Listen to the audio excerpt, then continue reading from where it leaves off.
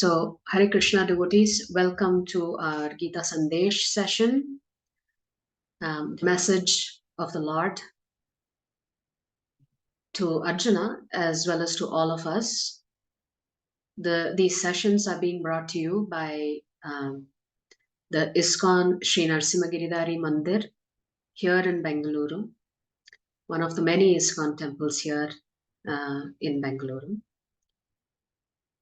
We have beautiful deities of Shri Gandharvika Giridhari and Srimad Mahaprabhu. We also have the beautiful deities of Shri Lakshmi Narasimhadev. And very recently, we had one more addition to our family of deities. We have Sri Bhaktavatsala Balaji, along with Padmavati Devi, as well in our temple. And our temple also has a beautiful Goshala. We have more than 60 cows that we're maintaining. And we have thousands and thousands of visitors coming to our temple on a daily basis. And on festival days, we have tens and thousands of devotees coming to our temple to take darshan.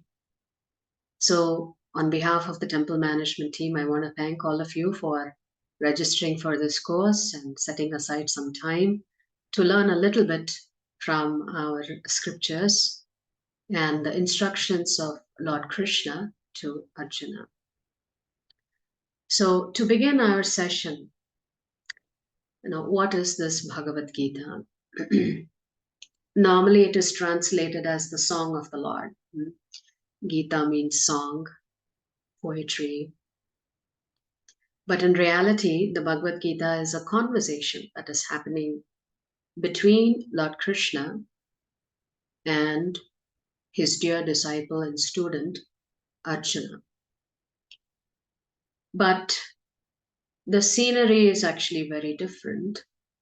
Normally, you would think if you want to learn something, you would be in a Gurukul,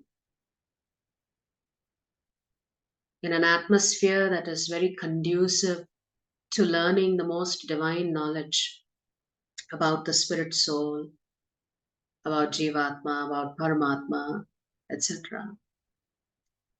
But it is very, very unusual that in this situation, the classroom is actually a battlefield. But even before the battle has begun, the class has started. I'm sure most of you are quite familiar with the Mahabharata. There are two sides here. You have the Kauravas and the Pandavas, who have come to the battlefield in spite of many attempts being made by several senior personalities to bring about peace and reconciliation and some kind of accommodation between the Pandavas and the Kauravas. However, we all know that sometimes some people are very rigid. And in this case, we had Duryodhana and Dhritarashtra quite adamant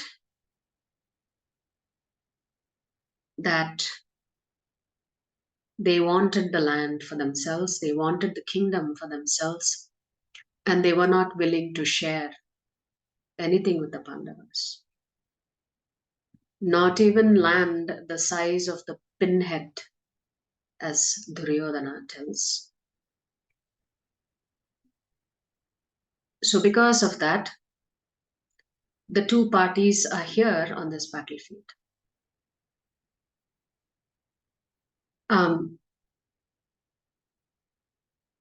Srila Prabhupada writes in the introduction to the Bhagavad Gita that when we go to the doctor because of an illness or some disease, normally we leave the doctor's premises with a prescription in our hand. And the doctor writes you a prescription and says, take these medicines. And he gives you clear instructions how often you should take this medicine. Should you take it before food, after food? what's the duration for which you should take the medicines. And along with that, the doctor may also give you additional instructions on things like restricting your diet. So, if a patient wants to be cured of their illness, or at least to be rid of their symptoms, then they have to do their duty to follow the instructions given by their doctor in the form of prescriptions. So, similarly, for us, the prescription comes in the form of the Lord's instructions to Arjuna in this conversation that is captured in the Bhagavad Gita. So here you could say the doctor is Lord Sri Krishna.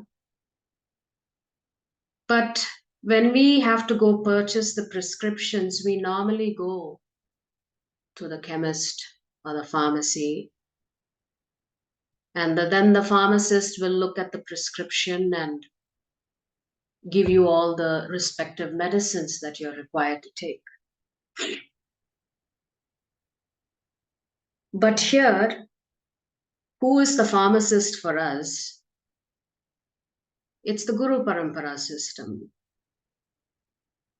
So sometimes even after getting the prescription and the instructions from the doctor, oftentimes, at least with me, when I go to the pharmacy, I will still seek clarity. How should this medicine be taken? What could be the side effects, etc. So how should this prescription be received? How should this instructions be received from the Lord? It comes in the form of instructions and additional clarifications given by the Guru Parampara. So Srila Prabhupada writes in the introduction to the Bhagavad Gita that one's attitude and mood while hearing the Bhagavad Gita, first of all, it should come from a bona fide Guru. You should hear from a bona fide Vaishnava Parampara. Second, you should seek clarity in the instructions so that you're able to understand the instructions and, most importantly, apply those instructions in your personal life.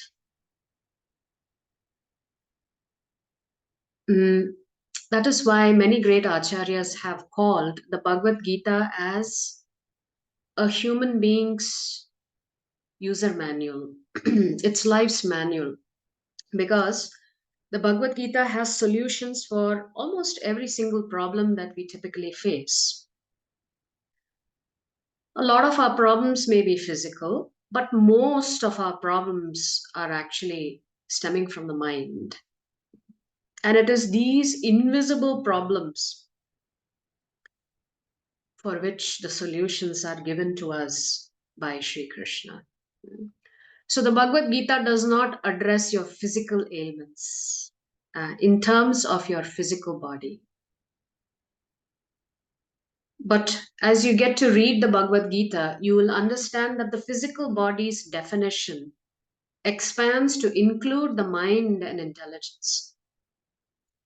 So if we accept this definition, this most complete and accurate definition, that our physical body includes our mind and intelligence, then all of our ailments related to our mind and intelligence is what is actually addressed in the Bhagavad Gita. I'm sure I know a few doctors who have joined here in our session today. I'm sure some of you would agree that mental anxiety can lead to physical symptoms. It is this mental anxiety and stress for which we are seeking solutions in our day-to-day lives. This mental anxiety comes in the form of family members. The mental anxiety may come in the form of relationships with friends, with colleagues. Mental anxiety may come in the form of our own expectations in terms of finances, in terms of relationships, in terms of our physical well-being, mental well-being. So we all deal with so many anxieties, and we are not quite sure how to address some of these anxieties. Some of us may even be hesitant to open up and seek help because we feel ashamed when we have these mental anxieties. Sometimes we may feel, if I say this, people will laugh at me, people will not, take me seriously, people will think I'm just making up things and, I'm perennially dealing with problems. But nevertheless, the Lord is so kind that he put Arjuna in a situation, forcing Arjuna to ask questions such that he could see clarity on how do we overcome some of these challenges that we face in life, including confusion, stress, anxiety, depression. How do we develop determination, strength, positivity? How do we develop good qualities? How do we maintain good relations? We don't always have easy answers to these questions. So we are so fortunate that through this conversation in the Bhagavad Gita, we have a clear window into how we can address some of these problems in our own personal lives. Therefore, the Bhagavad Gita becomes very important for us to read as a life's manual because it will help you handle difficult situations in life. So, this Bhagavad Gita consists of 700 shlokas. These 700 shlokas are part of 150,000 shlokas in the Mahabharata. So you can understand within the Mahabharata, only 700 shlokas make up the Bhagavad Gita.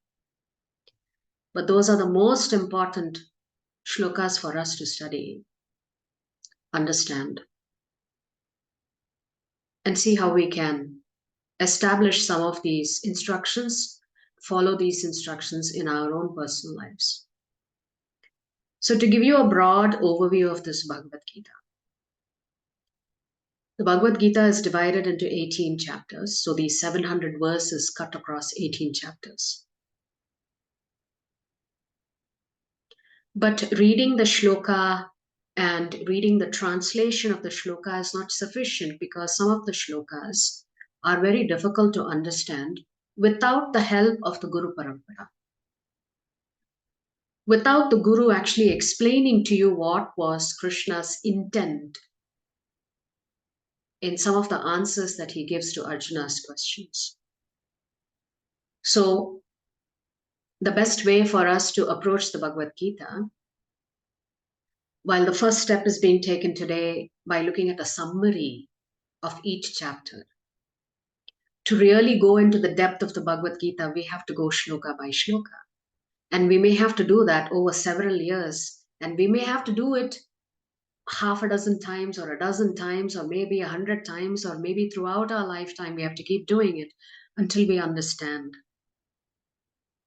So if you look at Srila Prabhupada's Bhagavad Gita as it is, you are literally reading close to 1,000 pages, including explanations of each shloka. How should we understand these shlokas? So broadly, the Acharyas have divided these 18 chapters into 3 sections. So the first 6 chapters of the Bhagavad Gita are generally referred to as Karma Yoga. The middle 6 chapters, which is chapters 7 to 12, are normally referred to as Bhakti Yoga. And the final 6 chapters, which is chapters 13 to 18, they are generally known as Jnana Yoga. So you have Bhakti Yoga sandwiched between Karma Yoga and Jnana Yoga. Prabhupada also writes in the introduction that there are three types of spiritualists. Spiritualist means somebody who's seeking the truth. Broadly, you could say that's the definition of a spiritualist. So Prabhupada writes that there are three types of spiritualists, but the Bhagavad Gita is essentially meant for one type of spiritualist. Although all three types of spiritualists will read the Bhagavad Gita, but the Bhagavad Gita itself is very, very attractive to one kind of spiritualist. So we said the 18 chapters are divided into three sections. First 6 chapters, middle 6 chapters, and the last 6 chapters. So we said the first 6 chapters is called Karma Yoga. So that means the first kind of spiritualist is a Karma Yogi.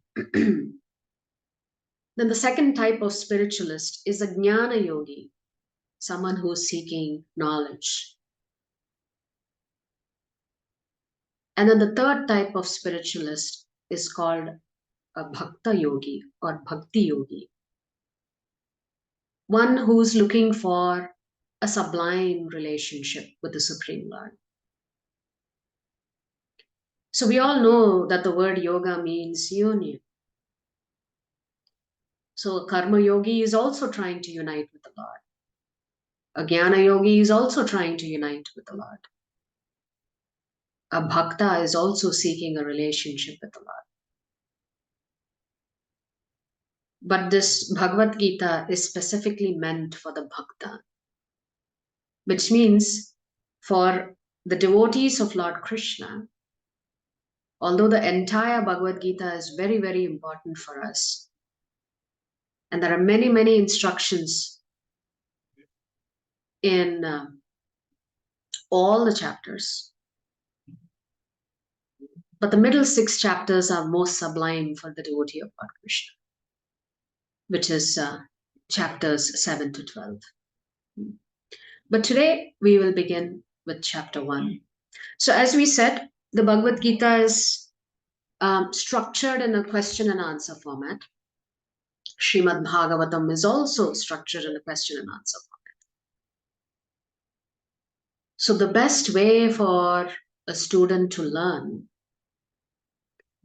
is to listen to the teacher, ask questions, seek clarity.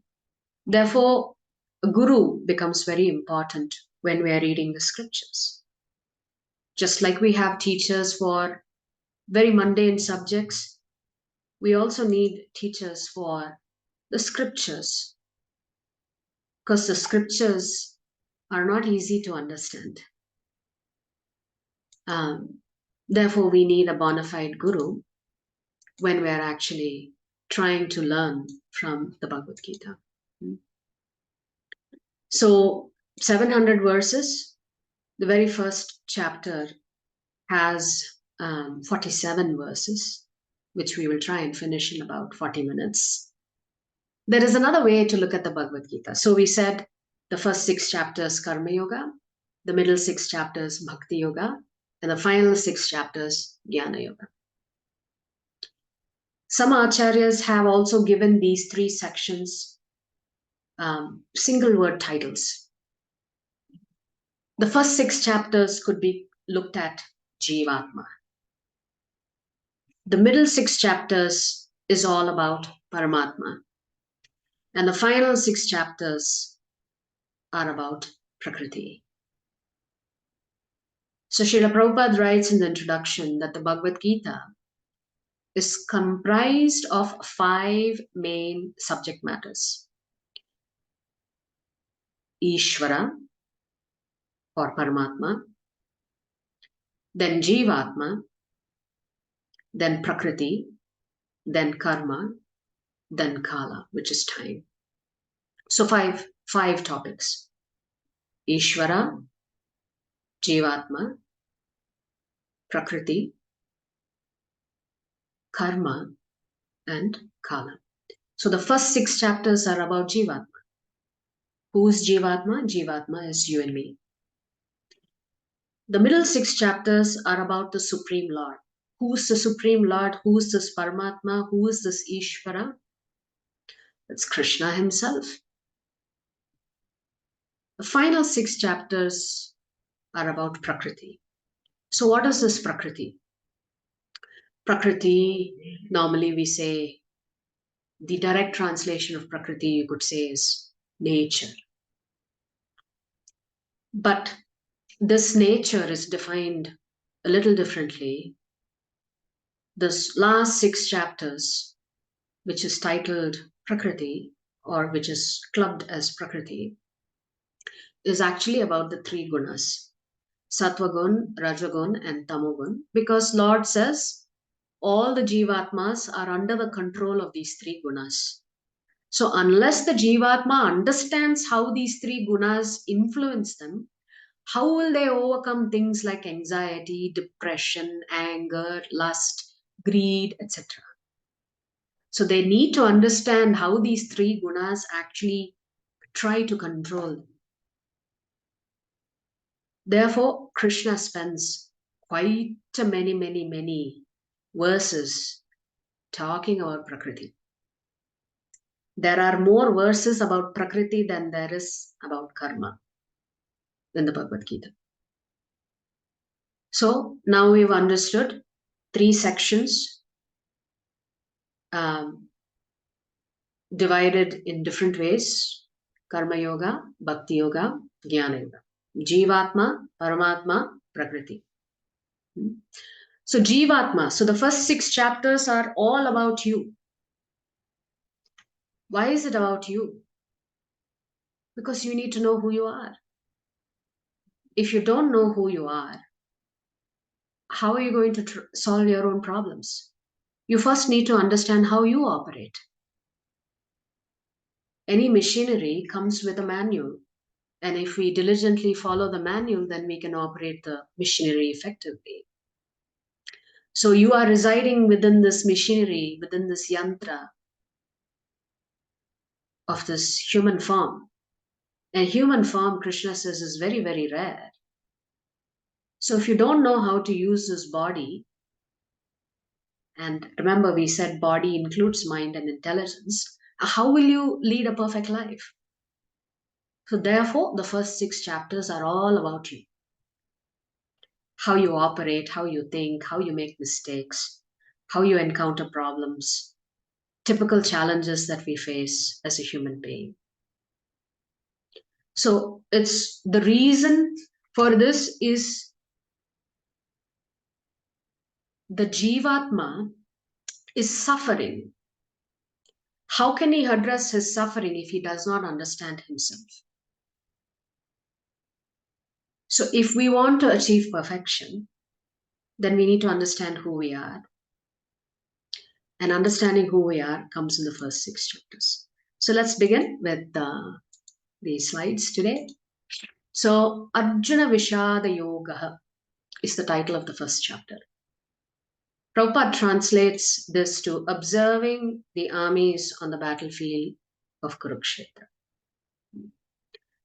So before we begin, let's offer our most humble obeisances to His Divine Grace, Srila A.C. Bhaktivedanta Swami Prabhupada, Srila Prabhupada Ki Jai.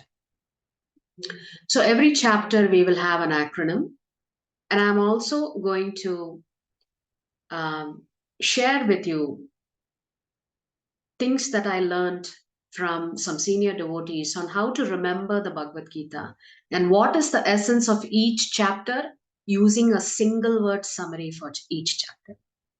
So that we will look at the very end. Right now, we will look at the presentation. So we know the scenario in which the Bhagavad Gita was spoken. The 2 parties are on the battlefield. Arjuna seems to suddenly have a very difficult situation. Normally, you would think if you're on the battlefield, you're ready to fight and, do your duty and wait for the consequences of the battle. But somehow or the other, Arjuna was beset by deep anxiety and some existential life crisis, you could say. So before he could pick up his weapon and fight, he wanted clarification on his existential crisis that he was experiencing. And that's how the Bhagavad Gita begins. Of course, throughout the Bhagavad Gita, we hear from the Supreme Lord. So throughout the Bhagavad Gita, Srila Vyasadeva uses the nomenclature of Bhagavan Uvacha. Vyasadeva doesn't use the word Krishna Uvacha. Everywhere else is Dhritarashtra Uvacha, Sanjaya Uvacha, Duryodhana Uvacha. That here it is Bhagavan Uvacha. That's because the Lord himself is speaking and instructing Arjuna on some important messages that he had to hear. And what is even more sublime is that if we are devotees of the Lord will go out of his way to protect and help his devotees. That message becomes very clear in the middle 6 chapters of the Bhagavad Gita. How the Lord says, my devotee is everything. As much as the devotee is willing to sacrifice for me, I will do even more for my devotees. And of course, as we said, as Arjuna is experiencing this crisis of faith, we also experience crisis of faith in our lives. It comes in different shapes, forms, intensities. So we have to figure out how do we deal with those personal crises that we may experience. So the acronym for today is doubt. Now, there is an interesting explanation and meanings of words like Dhritarashtra and Duryodhana. Of course, a word can have many meanings, names can have many meanings. But one such meaning, the meaning of Dhritarashtra, literally means one who has taken over somebody else's kingdom or land, Rashtra, who has usurped another party's land. So this Dhritarashtra represents our desires, our material desires.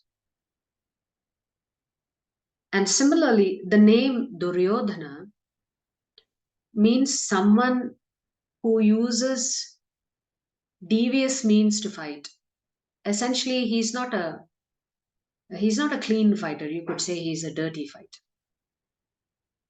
And Duryodhana represents material actions. So if Dhritarashtra represents our desires, Duryodhana represents the actions that we undertake to fulfill those desires.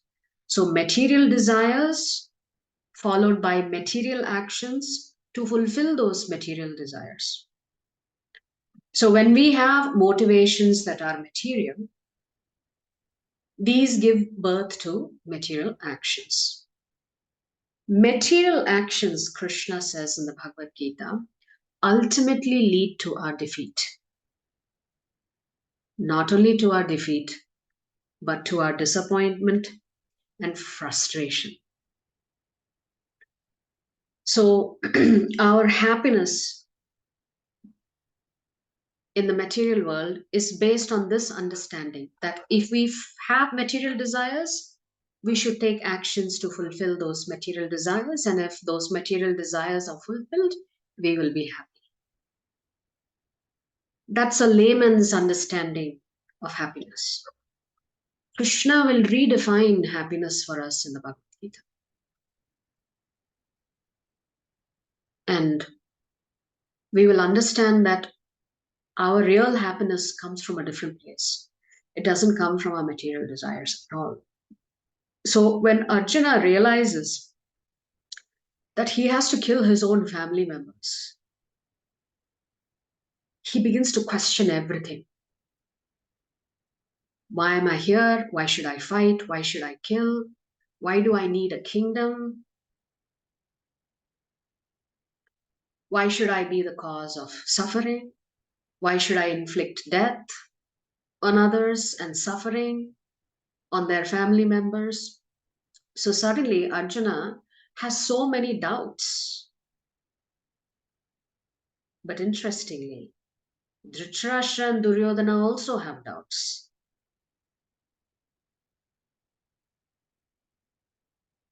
And we'll see how those doubts manifest themselves in the way they speak.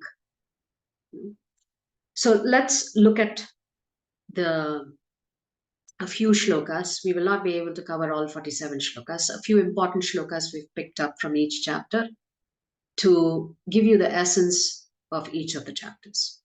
So the very first shloka is spoken by Dhritarashtra. So the shloka goes as follows.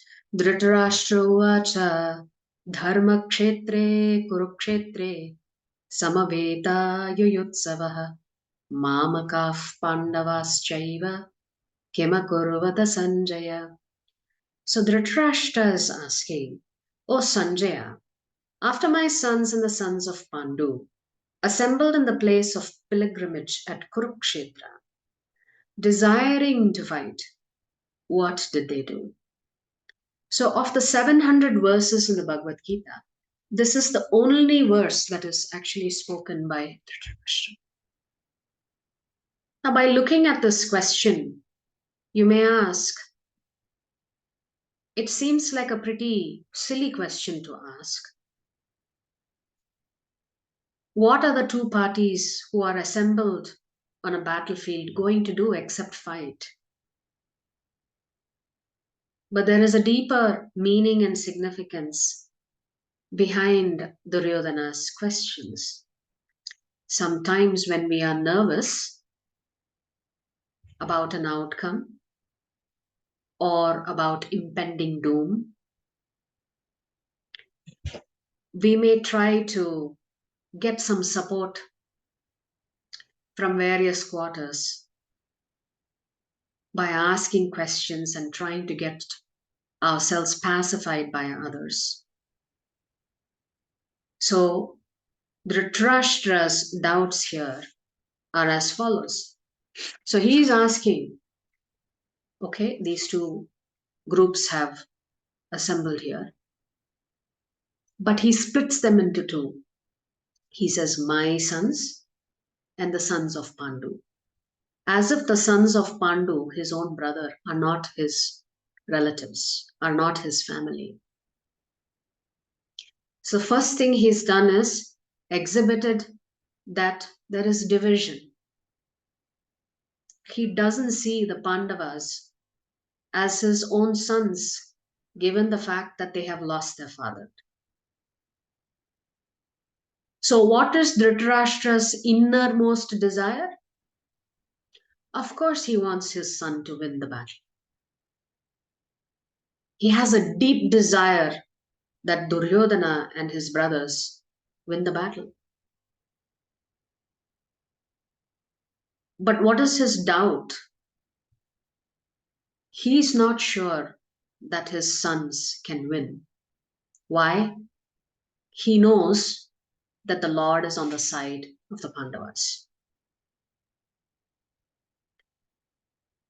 Then, the way the shloka begins, Dharma Kshetre Kurukshetre.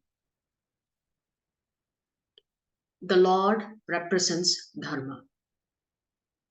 Kurukshetra is a holy place.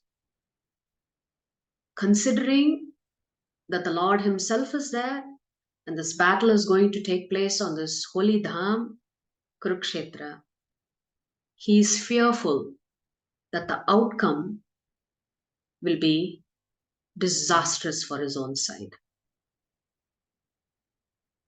He knows that the Pandavas are very pious. He knows that with Krishna being on the other side, they have a strong likelihood of success. But Dhritarashtra also has a fear. What is that additional fear that he has? Because it's the Holy Land, because the Pandavas are pious, because the Lord is present physically there, that his sons may suddenly just say, no, we don't want to fight this battle. He was afraid that his sons would give up without fighting. They had constructed all of these very different machinations to get the land. This was the last step to make sure they had the land once and for all, which was this great battle. But he was afraid that his sons would get influenced by the holy Dham and by the presence of Bhagavan Shri Krishna. So somehow or the other, he felt suddenly Dharma may influence his own sons and they may end up doing the right thing, which would end up in the wrong result for them. But he also he was also carrying some amount of hope in him. Maybe because the Pandavas are pious, maybe they will be the ones to walk away from the fight. Because they are so pious, they will not want to kill their own family members. They will want to avoid bloodshed. They will not want to bring calamity onto their dynasty. Maybe they will walk away. So you could see a mixture of emotions running through Dhritarashtra. Doubt, fear, hope, all mixed up. Sometimes even we experience these mixed emotions. We're not able to always sort it out. So that these emotions are being expressed in the form of this question. What did the two parties do? Furthermore, Duryodhana will also exhibit his mindset of being an expert diplomat, but external diplomacy is covering an inner fear. And let's see what that is. So as we said, Dhritarashtra's doubt and fear about what the outcome is going to be. The place is sacred. The influences are very holy. He's afraid his sons would compromise. And the law of the land ultimately will win.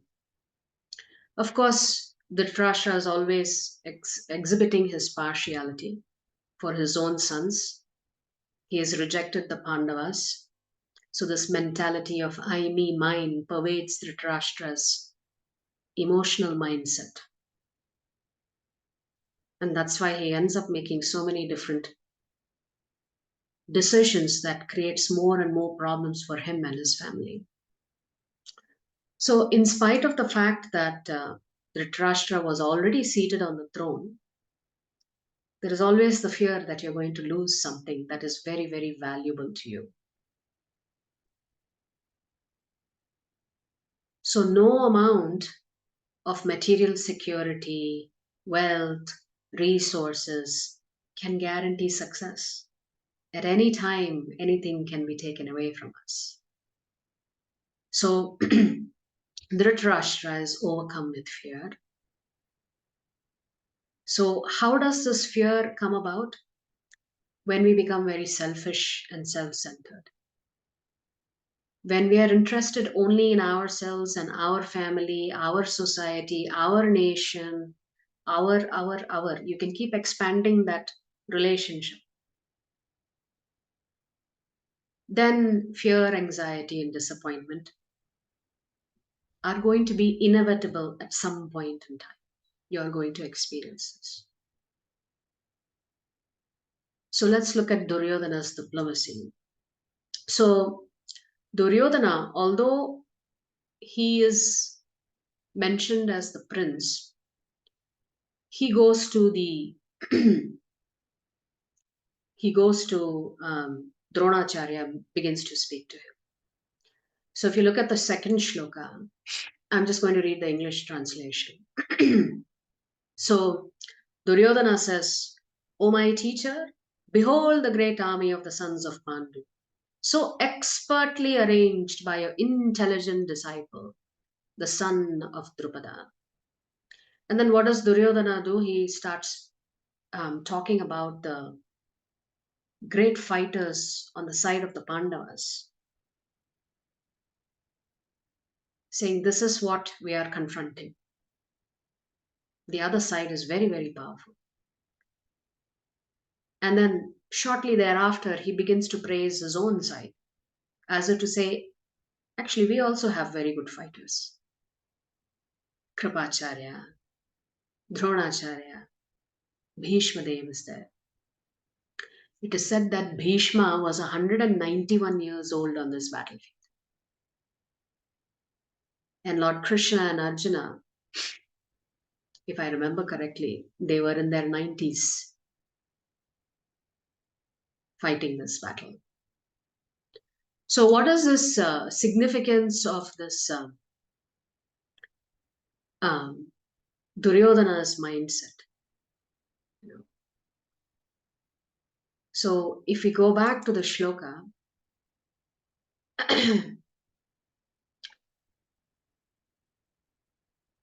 Duryodhana is talking about Drupada and Drishtadyumna. And there is a pastime behind this as well, which we'll come to in a second. So, what is the mistake that Duryodhana is pointing out? The diplomat in Duryodhana is praising the opposing party and then praising his own party and preparing them to get ready for a great battle. That's his diplomacy. What is his inner fear that is being demonstrated? He's actually pointing out Dronacharya's mistake. What is the mistake that Dronacharya made? Dronacharya trained the son of Drupada, Drishtadyumna. Even though Dronacharya knew that Drishtadyumna would be the cause of his own death. So Duryodhana is telling Dronacharya, even though you knew that this particular student of yours will actually kill you, nevertheless you went out of your way to train him in warfare. And after training him, he's on the opposite side. He's not on our side. So the word Brahmana means someone who is very generous.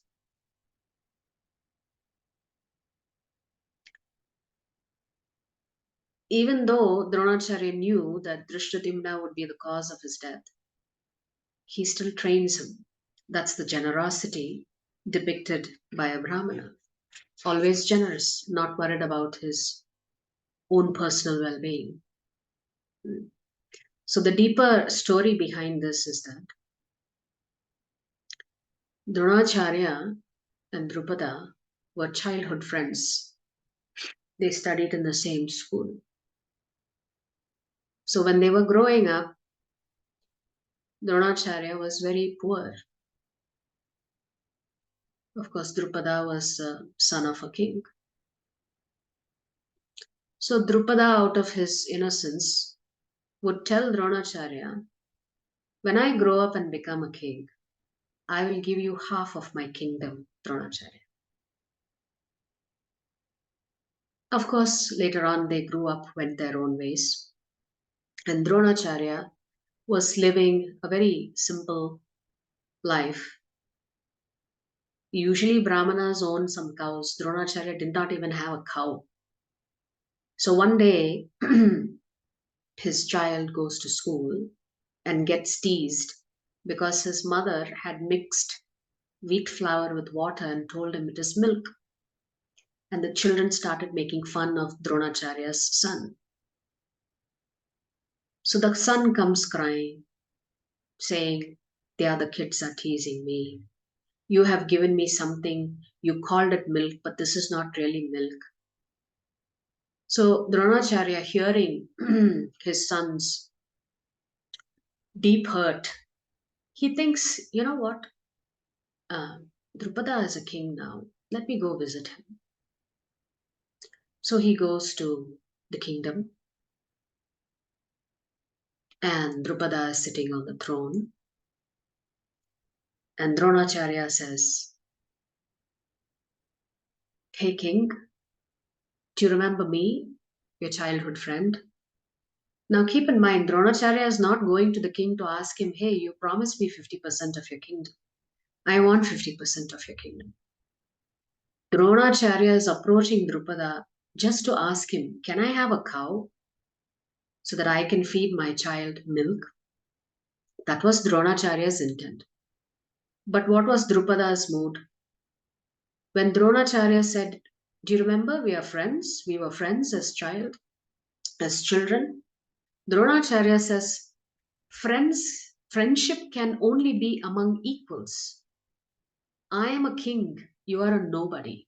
Get out of this palace.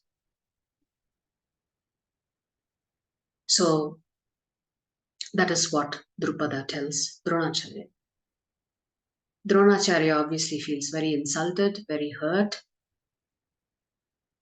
because this was a public humiliation. So when the students of Dronacharya, the Kauravas and the Pandavas, hear about this incident, Duryodhana tells his guru, I will go restore your dignity and honor. I will go fight Drupada and defeat him. So Duryodhana, along with his brothers, they go to battle Drupada and they get defeated. When they come back, they beg forgiveness from Dronacharya, saying, we couldn't restore your dignity and honor. After that, the Pandavas say, with your blessings and with your permission, we'd like to battle Drupada. So the Pandavas go and have a war, a battle with Drupada. They defeat him, they tie him up, they bring him to Dronacharya and say, we have restored your dignity and honor. You do what you want with Drupada. So Dronacharya releases Drupada and says, I will take 50% of your kingdom.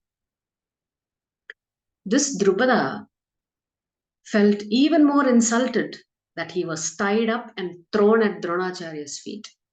So he performs a big yajna to get a child who would kill Dronacharya. And out of this yajna come two children, Drishtadyumna and Draupadi.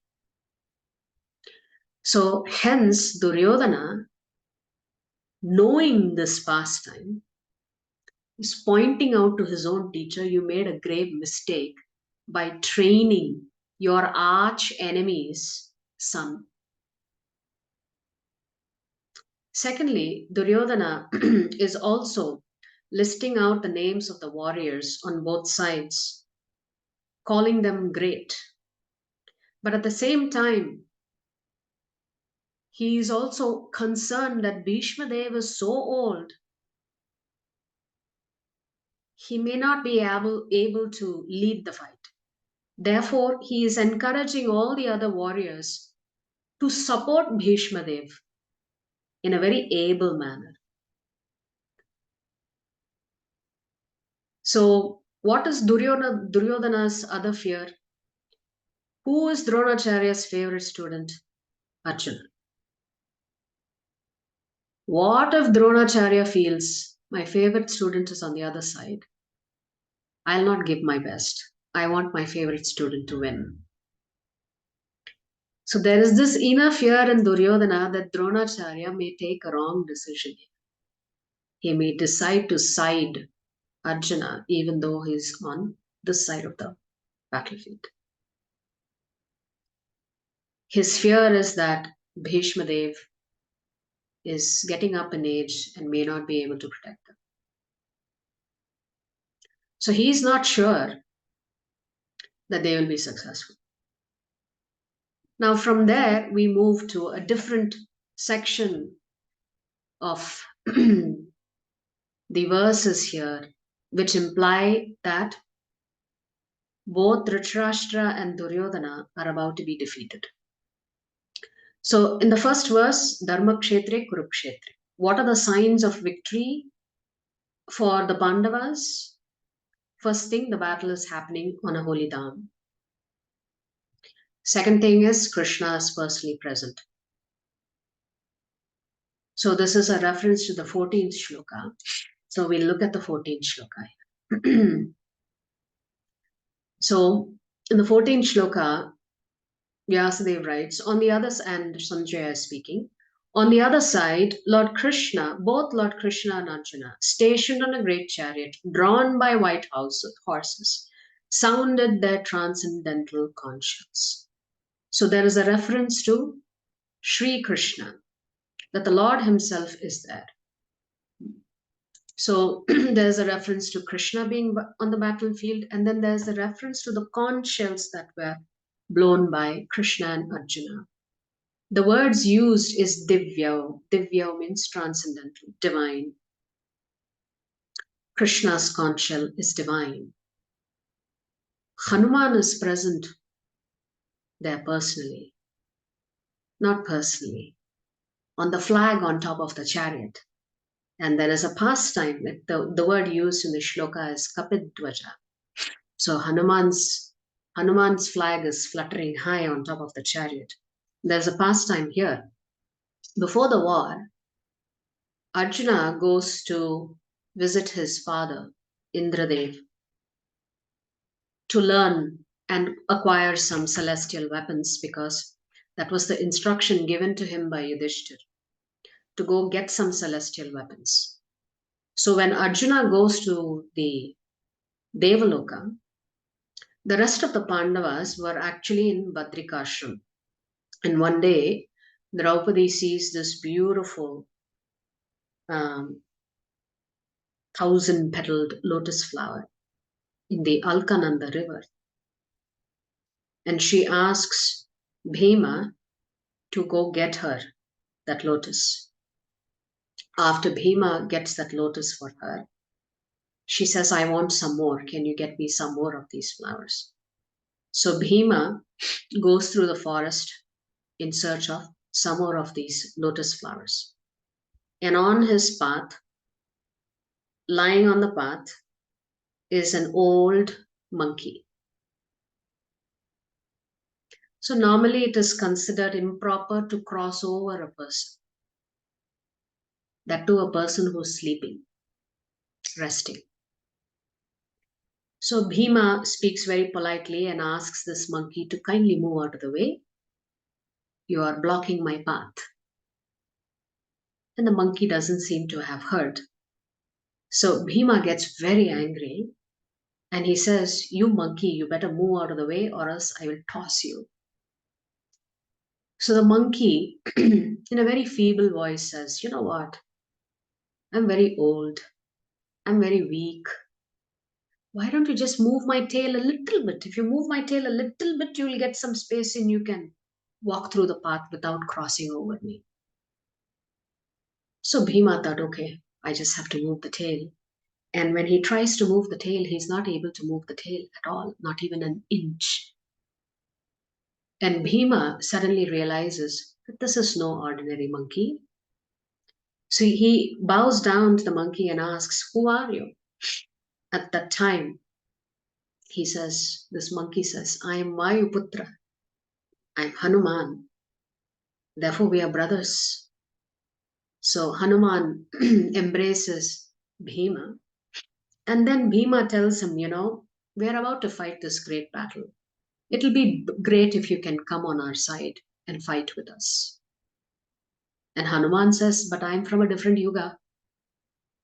You are from a different yuga. Look at my size and height. It'll be very unfair if I step onto the battlefield. Because different yugas, different, people have longer lives and greater physical prowess and mental prowess. So with each yuga, the physical prowess and mental prowess decreases. So Hanuman said it would not be fair for me to physically fight because I am from a different yuga, you are from a different yuga. But to reassure Bhima, he tells Bhima, I will be there. My moral presence will be there. Whenever you roar, I will roar on top of the chariot, giving you all strength and courage. And that's how Hanuman comes on top of the chariot on the flag. Then there is Lakshmi Devi. Wherever there is the Lord, there is good fortune. So if the Lord is there, if Narayana is there, Lakshmi Devi is already there, which means if Krishna is there, then certainly the Pandavas are going to experience all success. And then the chariot that Arjuna had or received from Agnidev. There's another pastime on this as well. Once Agnidev was having a meal in the form of a forest. So Agnidev was consuming a forest called Khandava. And in that Khandava lived a personality called Takshaka. This Takshaka happened to be a friend of Indra. So when Agnidev was consuming this forest as his meal, this Takshaka goes to Indra and complains and says, I'm being eaten alive. So there is a great battle that happens between Indradev and Agnidev. So suddenly Agnidev realizes he's not, because Indra is just showering water as Agnidev is trying to consume the forest. So Agnidev thinks, okay, I need help because I don't think I can, have my meal if there is water being poured as I'm trying to have my meal. So Agnidev goes to Lord Brahma for help. And Brahma says, actually, Krishna and Arjuna are already there. Why don't you go to them, approach them and ask them for help? So sure enough, Agnidev goes to Arjuna and Krishna for help. And Arjuna says, I'm more than happy to help you. But you also have to give me the necessary weapons that I need one day for this great battle. At that time, Agnidev bequeaths Arjuna this chariot on which he is riding on top of in this battlefield. So there are all these symbols of victory for the Pandavas, and which means doom for the Kauravas. And so in one of the shlokas, Sanjaya says, after the Lord and Arjuna and the Pandavas blow their conch shells, Sagosho Dhritarashtra Hridayani Vyadarayat Nabhascha Prithivim Chaiva Tumulobhyanunadayan. So in this particular shloka, Sanjaya is explaining, hearing the conch shell blown by the Lord, the hearts of the Kauravas were shattered. They knew they were going to be defeated. They knew that there was no hope for them. So when you don't have faith in the Lord, then you're going to be beset with fear. But the Pandavas were fearless.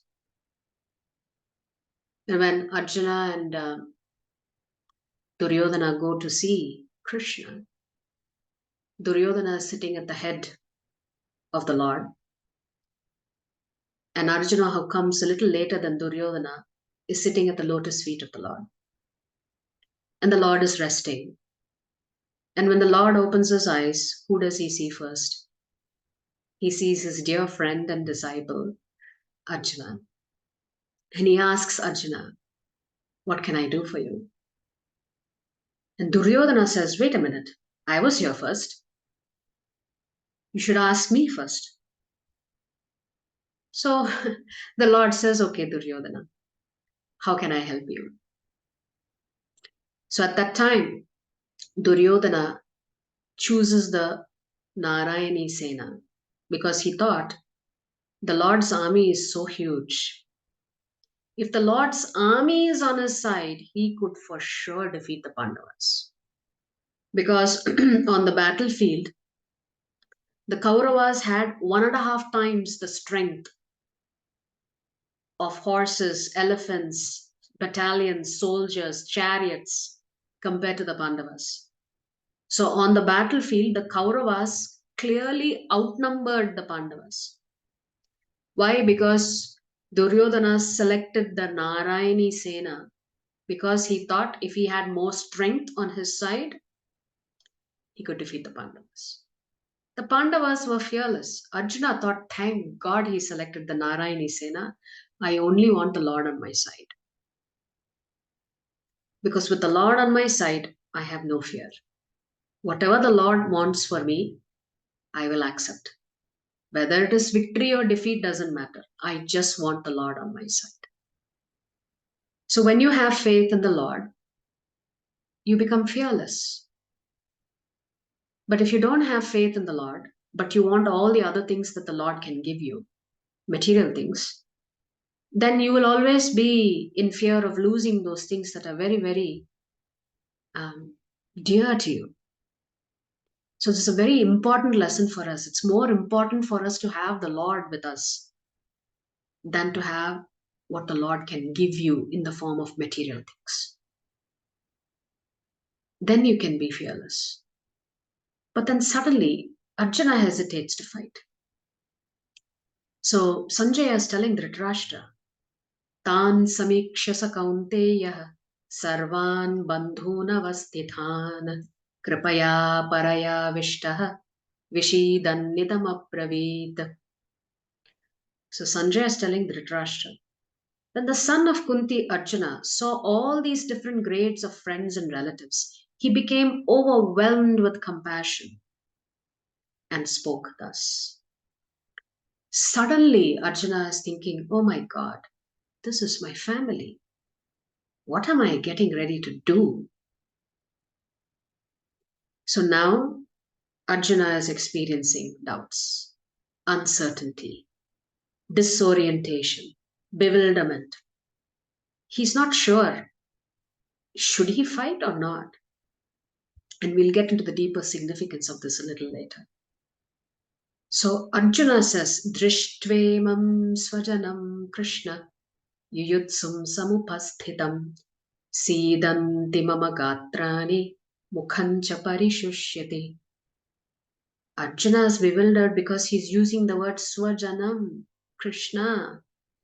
Hey Krishna, my own family is there on this battlefield. So Arjuna is saying, my dear Krishna, seeing my friends and relatives present before me in such a fighting spirit, I feel the limbs of my body quivering and my mouth drying up. So it's becoming clear now.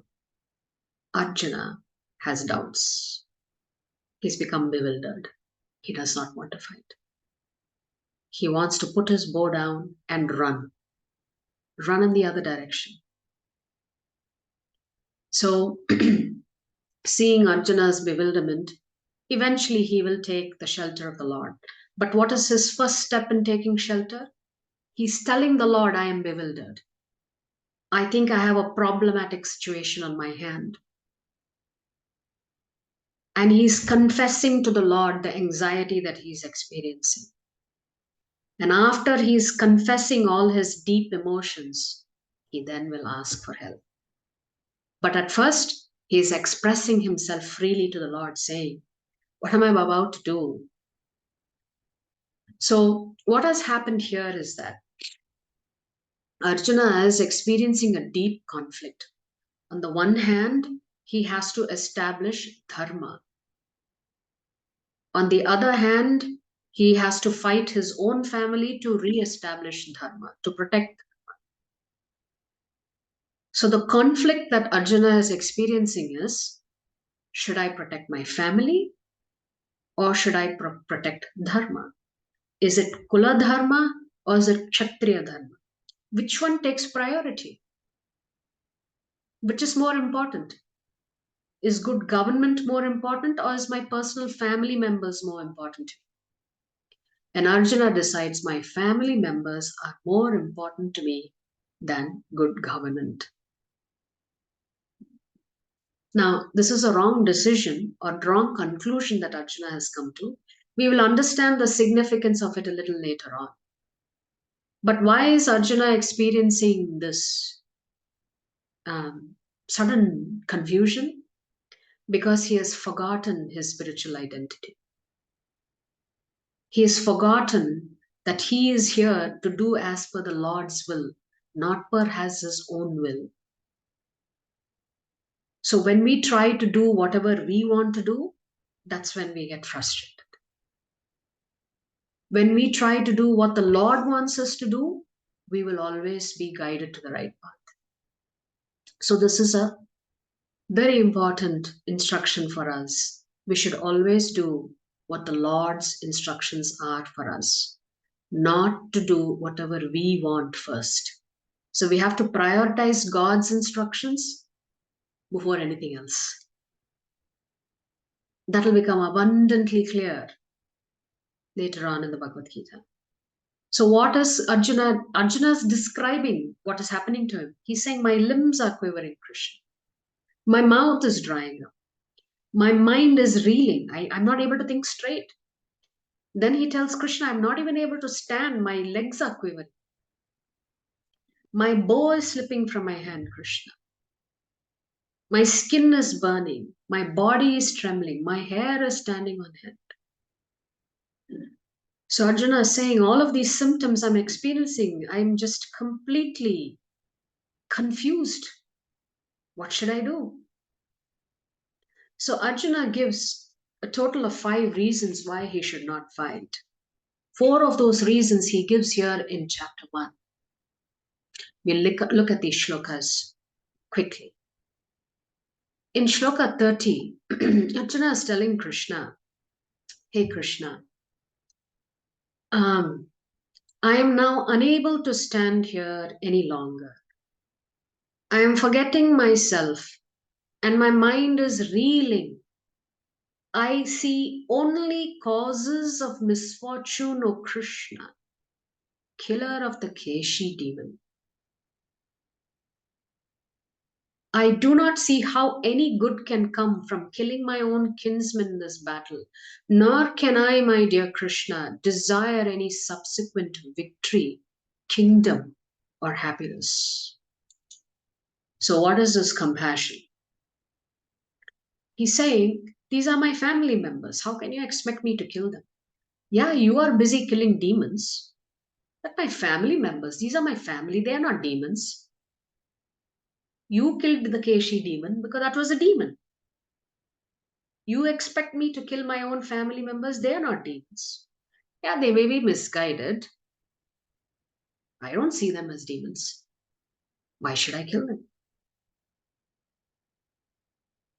So then Arjuna says, okay, let us say if I do win this battle, let's say I make a decision to go ahead and fight my own family members.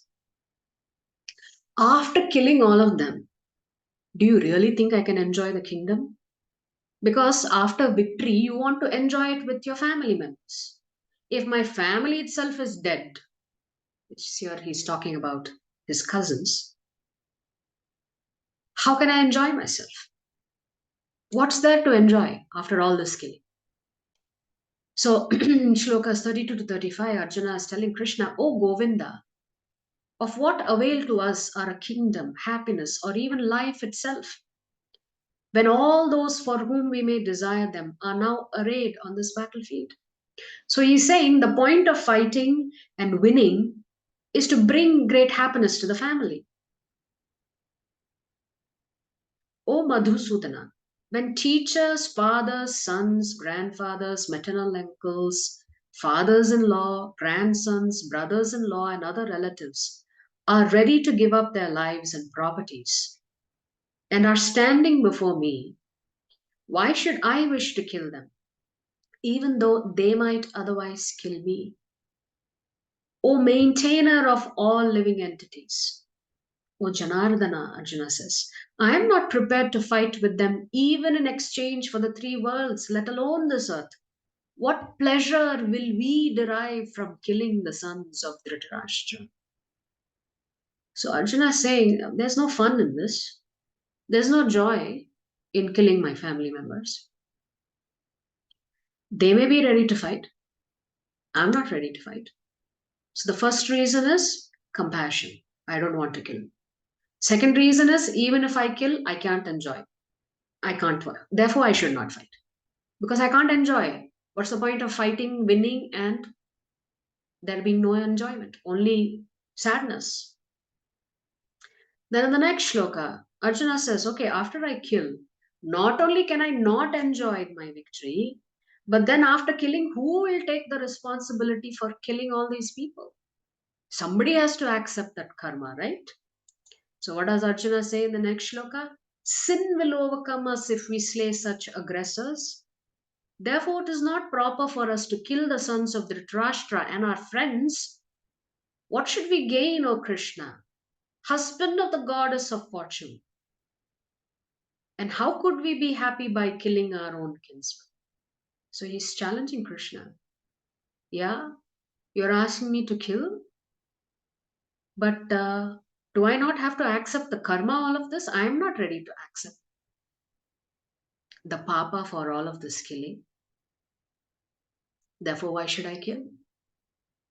After all, you are the husband of the goddess of fortune. So if you are there, there should be prosperity everywhere. What kind of prosperity will be there when everybody is dead? Then Arjuna extends his argument even further. He says, after I have killed all of these people, not only will I not enjoy, then I have to accept the sins. Then I have to watch the women and the family be completely destroyed.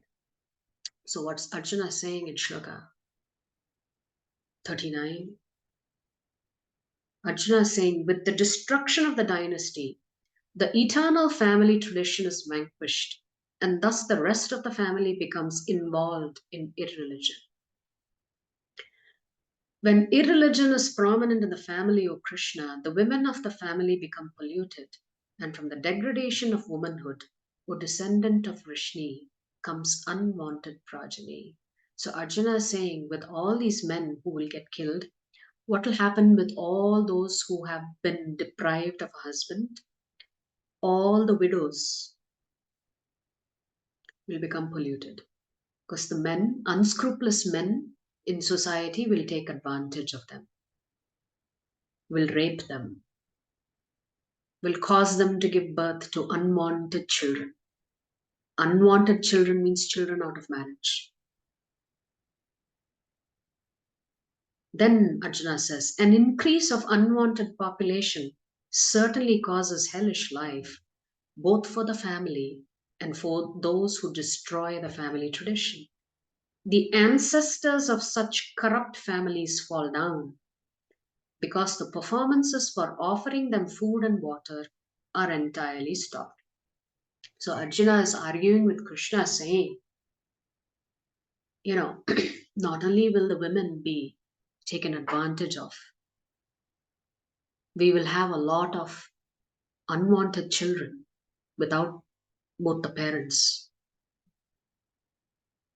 And when there are unwanted children that are being raised outside of the family, family tradition will break down.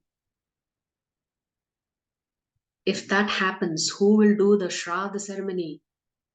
Who will teach them all these things? Because even the elders are killed on this battlefield. Nobody will be left to teach.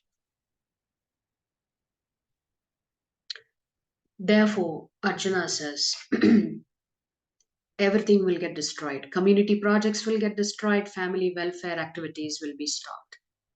Therefore, Krishna, I cannot fight. The fifth reason that Arjuna gives comes in chapter 2. When Arjuna says, actually, I'm so confused. I don't know. Is it better for me to kill them or is it better for them to kill me? Let's say I decide to fight. Should I just allow them to kill me? Because for a Kshatriya, there's nothing worse than running away from the battlefield. So maybe I will stay back and fight and let them kill me. So to conclude today's session, there are two types of tolerances for us. What we are witnessing Arjuna experiencing is called emotional tolerance. Because of deep attachments that we have, we begin to demonstrate weakness. We lose our resolve to do the right thing. Even when we are confronted with evil emanating sometimes from our own family members, we are hesitant to do the right thing because of attachment. What do the Shastras say? It's not emotional tolerance that's important. When you know that there are wrong things being done and you still tolerate it, everything will disintegrate in society.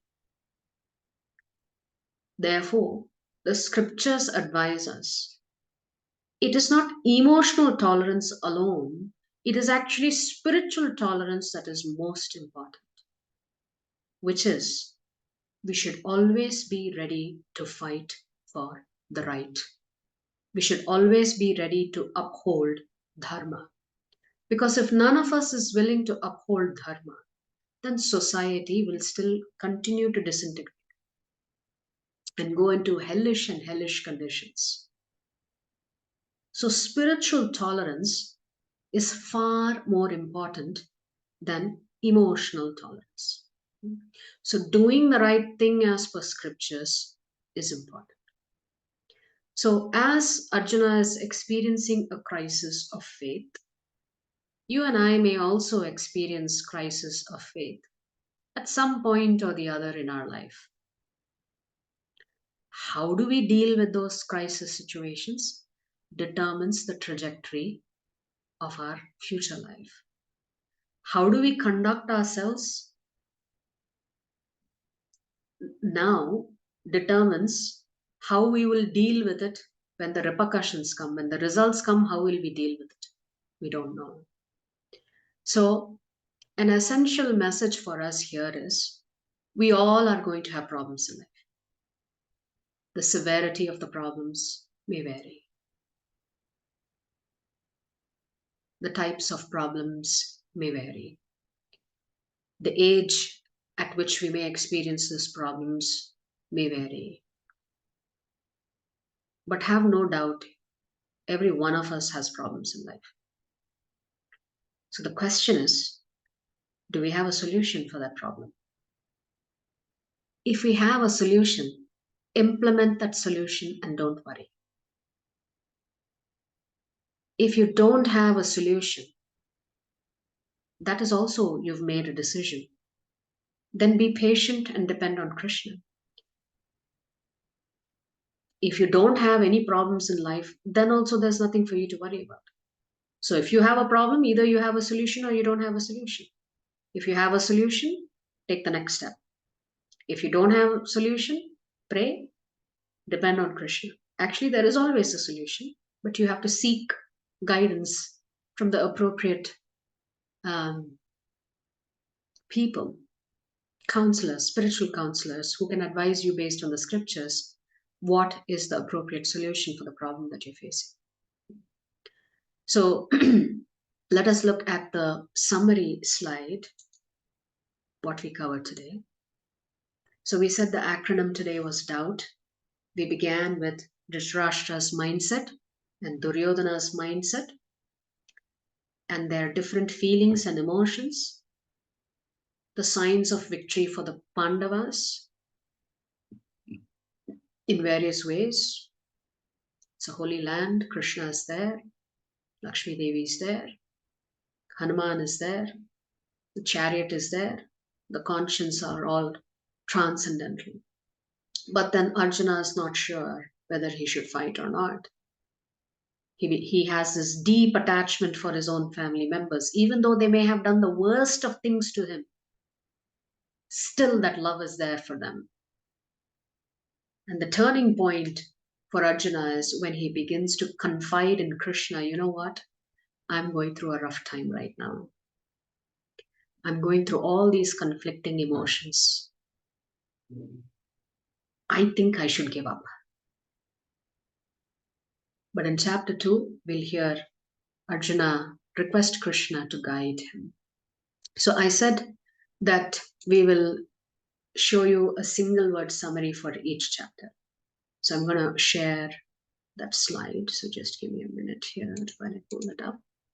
There's a nice way in which this was summarized.